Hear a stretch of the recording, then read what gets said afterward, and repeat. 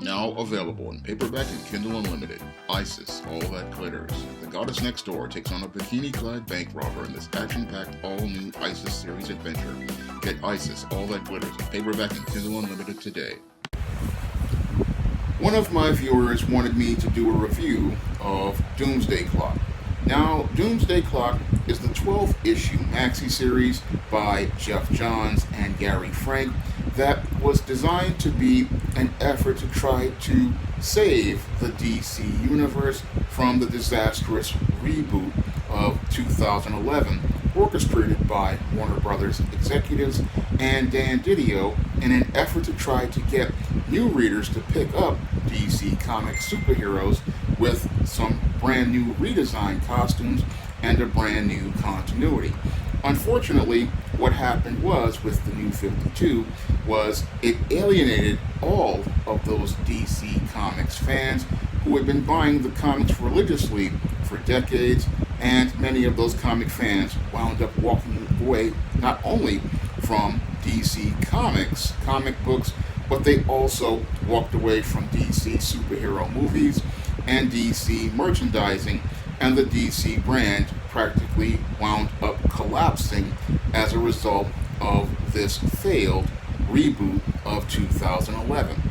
Now, DC did everything to try to right the ship as related to this failed relaunch with things like events like the DC Rebirth and other events to try to right the ship of DC Comics. Unfortunately, none of those events really caught on, and your Doomsday Clock was designed to be a last-ditch effort to try to save the DC universe before DC decided to come out with the whole death metal event. Now, your Doomsday Clock was the most organic effort to try to fix the damage done to the DC universe, but I believe it came too little, too late. Now, a similar thing happened with Marvel and its X-Men with the Age of Apocalypse, but what made the Age of Apocalypse work was that, one, comic fans knew that the Age of Apocalypse was a temporary event, and two, they knew they would be able to get back all of their X books in a couple of months. So most comic fans were willing to tolerate the Age of Apocalypse books because if they didn't like the storyline, they could just pass on the books.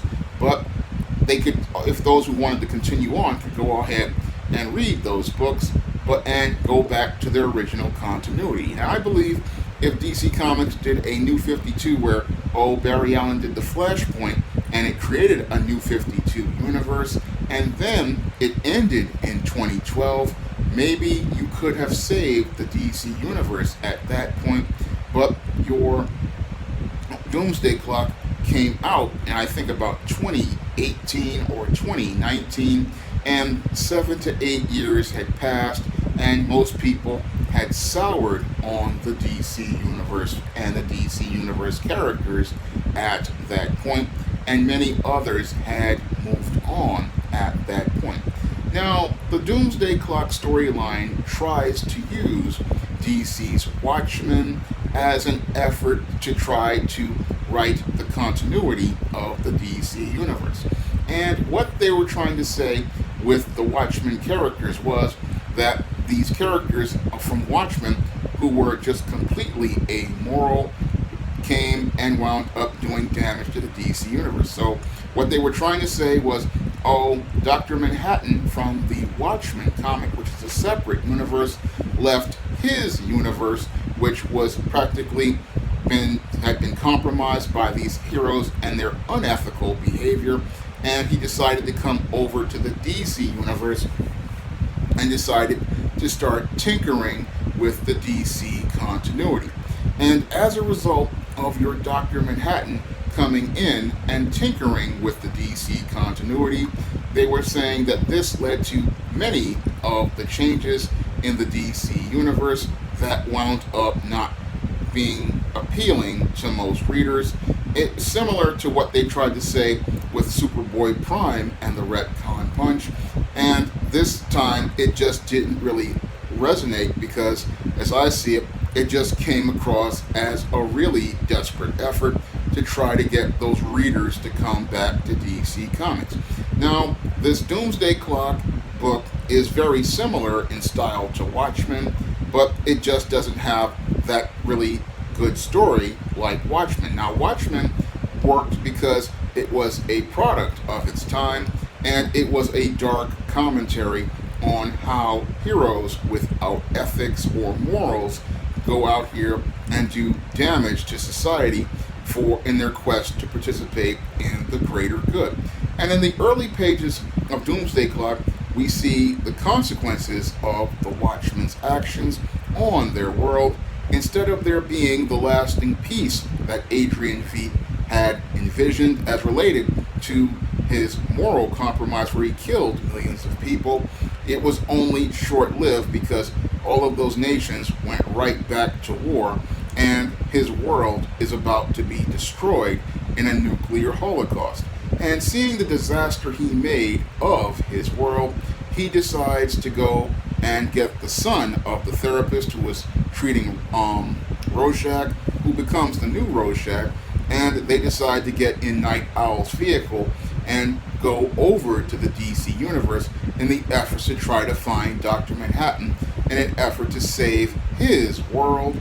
But the whole thing is Dr. Manhattan has been playing with the DC universe, and the whole thing is he has been doing extensive damage to the DC universe, and as I see it, the extensive damage that he's done, it really was a commentary on the damage that Dan Didio did to the DC universe, and now we have them trying to use Dr. Manhattan as a way to try to fix the damage to the DC universe.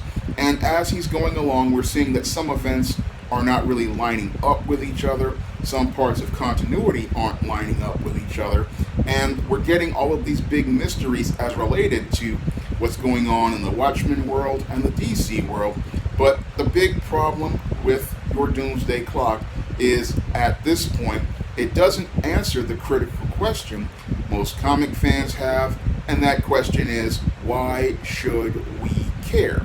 Because at this point, most comic fans have become indifferent to the DC universe, and the reason why most comic fans probably have become indifferent to the DC universe is because we've seen these numerous events come and go, and there's never really been a payoff as related to your convergence, as related to your rebirth, and it just does not feel like the old DC universe with each of those reboots. And Doomsday Clock, sadly, for all of its pomp and circumstance, still does not have that feeling or that heart of the old DC universe that most comic fans thought they would get out of the story. No, all we got more of was all of that darkness, that anger, and that bitterness that is a product of the Dan Didio era of DC Comics, and that's not what comic fans wanted. Yes, we do get some characters that we love to come back, but we don't get that heart and that soul and that spirit of DC Universe in this maxi series. All we get is more of the same type of dark cynicism from people trying to copy the Watchmen. And sadly, that's the big problem with Doomsday Clock is that while it's trying to be this sequel to Watchmen, it doesn't really show us why DC superheroes are important, and it doesn't show us why we should care about DC superheroes anymore. I mean, everything that DC heroes stand for really was not really stood up for in this series. It was all about this build-up between this fight between Dr. Manhattan and Superman, which turns very anticlimactic, and as a result of Superman telling Dr. Manhattan that there's always another choice, he then decides to go out here and undo what he did to the DC universe, but the damage is already done. And that damage, as I see it, was done back in 2004 with Identity Crisis, and for some it was done with Graduation Day when Dan Didio was made editor-in-chief at DC Comics and publisher at DC Comics. And once that was done, many comic fans wound up going on a road for over 10 years where their trust was broken. And when a person's trust has been broken, they don't see things the same way that they did before. And that's the big problem with Doomsday Clock is that it reminds us of how much things have changed with the DC universe, that you don't see it the same way like you used to. It's similar to what happens when a boyfriend or a girlfriend winds up cheating on a person. Yes, there are still feelings there for that person, but those feelings have changed because that person has wound up betraying your trust. And because you see that person differently, you don't have the same relationship you had before. And that's what I saw with Doomsday Clock, is that people's relationship with DC Comics has completely changed. I mean, my relationship with DC Comics has changed because instead of me wanting to anticipate picking up the next issue of some of my favorite characters like Flash, Green Arrow, Batman, at this point, because the characters have been fundamentally changed, what has happened is you just don't care about them the same way because this person has violated your trust. And people needed to trust the continuity, and that's the big difference between your Doomsday Clock and Crisis of Infinite Earths. Now, Marv Wolfman and George Perez and Jeanette Kahn knew that the trust of people was important, and while they changed the DC universe with Crisis of Infinite Earths, all of the events of the past were still acknowledged, and everything was done in such an organic fashion that everything felt like it was before. The heart and soul of the DC universe was there, the spirit of the characters was still there, and not much had really changed from 1985 to 1986 when the crisis was going on. In 1987, you could go back to old issues of DC from the 70s and still feel like everything was part of the same continuity. But with Doomsday Clock, yes, you brought back the Justice Society, the Legion of Superheroes, and you wound up bringing back all of these different characters, but the relationship that the reader had with those characters wound up changing as a result of the New 52, and that's one of the reasons why this Doomsday Clock and the story that came after it, Dark Knight's Death Metal, just did not resonate with old school DC fans like myself, and that's why that this story, it just felt anticlimactic. And it felt anticlimactic especially when Dark Knight's Death Metal came along and practically erased all of these events as related to having an impact on the continuity.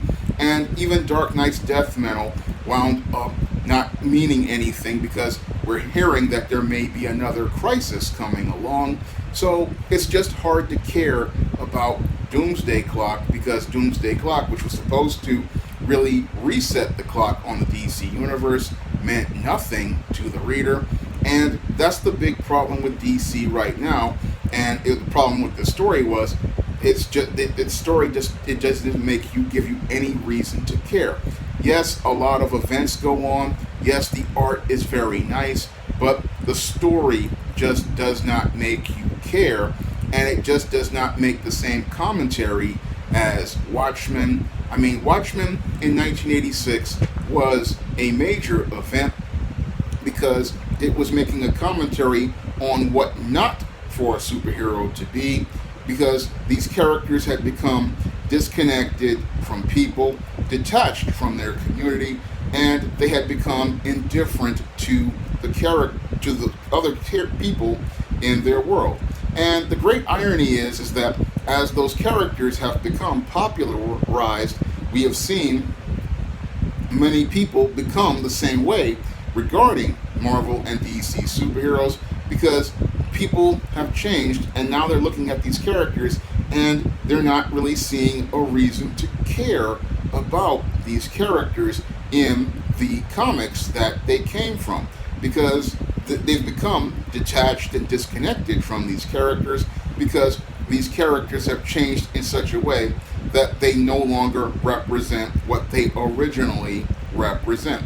And that was the big problem with Doomsday Clock. Was, yes, it tried to reset the clock as related to the DC universe, but the big problem was Geoff Johns did not give me a reason to care about the DC universe anymore, and he did not show me why these heroes are important to the world like he did, like John Byrne and John Ostrander did in DC's Legends. Because right after Crisis of Infinite Earths, what really was great was the Legends maxi miniseries by Ostrander and Byrne, because after the Crisis showed us these heroes' worlds changing, it was Ostrander and Byrne who made us care about DC heroes again and show us why they're so important. But when I look at Doomsday Clock, it's just another mediocre event, and sadly, it just showed how Geoff Johns is out of gas as a writer.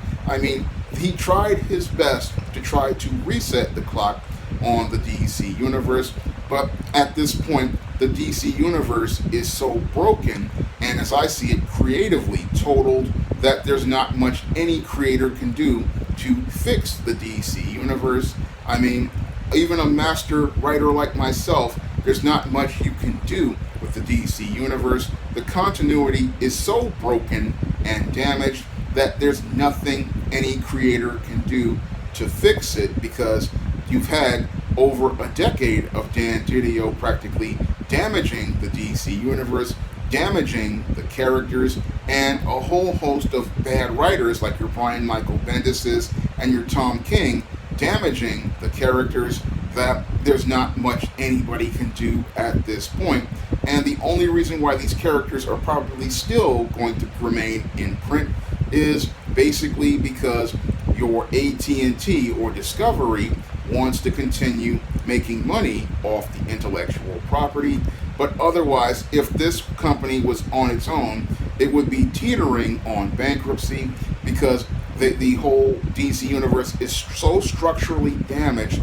There's nothing they can do, and every effort to reset the clock on a broken clock just takes us back to the same time where everything is broken. That's the big problem with Doomsday Clock, is that it proves the point that a broken clock is right 2 times a day, and sadly, there's nobody at DC or in the comic book world with the creatively mechanical skills to reconstruct this structure, because this structure of the DC universe is so damaged from Dan Didio demolishing the foundation, that outside of a complete demolition and rebuild from day one, there's no way you can fix the DC universe at this point, because Dan Didio did severe structural damage with his retcon punch and his Infinite Crisis, his Flashpoint, and his New 52, that there's nothing you can do.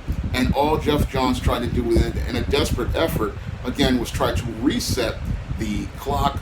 Unfortunately, the Doomsday Clock showed us that this whole structure of the DC universe is teetering on collapse, and there's not much you can do except watch it fall. So when I look at Doomsday Clock, I was not impressed with this maxi series. All I saw was desperation on the page, and all I saw was the decline of a once storied brand of legendary superheroes who are getting ready to become footnotes in comic book history. Now, if you want to pick up my first comic, Esteem No Good Deed, you can find it on Amazon.com for 99 cents on Kindle. And if you want to pick up some of my SJS Direct publications featuring the characters of the SJS Direct universe, like the ISIS series, the Esteem series, the John Haynes series, the books of the Smith-Torella trilogy, and Eternal Night, you can find all of those books on Amazon.com in paperback and Kindle format. You can also find it on Smashwords, the iBookstore, and Google Play. That's all I have to say for this video. You can comment, rate, and subscribe. Now available in paperback and e-readers, Isis, Revenge of the Cyber Goddess. The goddess next door takes on the threat of a deadly digital diva driven to destroy the world in this action-packed, all-new Isis series adventure. Get Isis, Revenge of the Cyber Goddess featuring a bonus pin-up and the other 2 books in the Cyber Goddess saga at online bookstores